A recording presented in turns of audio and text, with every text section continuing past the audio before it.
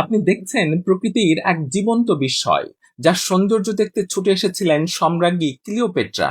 আপনি কি ভাবছেন এখানে জমাট বরফের ভেতর পানি জমে আছে?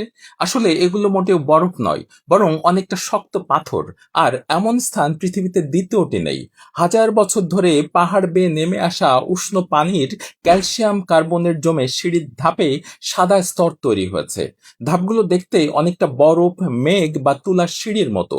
প্রতিটি ধাপে তৈরি হয়েছে ছোট ছোট প্রাকৃতিক পুল, যার ভেতরে নীলচে সবুজ উষ্ণ পানি জমে থাকে। দর্শনার্থীরা এখানে খালি পায়ে হাঁটেন, যাতে এর গঠন সৌন্দর্য নষ্ট না হয়। এখানে যে পানি নেমে আসে তার তাপমাত্রা 35 ডিগ্রি থেকে 100 ডিগ্রি সেন্টিগ্রেড, ফলে শীতকালেও বরফ জমার সুযোগ নেই। আর ঠিক এর উপরে আছে গ্রিক রোমান সভ্যতার হাজার বছরের পুরনো শহর হেরাপোলিস, যেখান থেকে শোনা যায় বিশাল থিয়েটার, মন্দির আর ইতিহাসের নিঃশব্দ পদধ্বনি।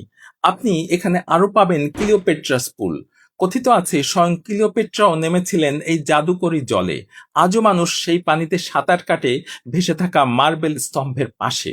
সূর্যাস্তের মুহূর্তে পামুককালে রং বদলায়। সাদা তুলোর দুর্গ তখন সোনালী, কখনো বা লালচে, আবার কখনো গোলাপি আভায় রূপ নেয়।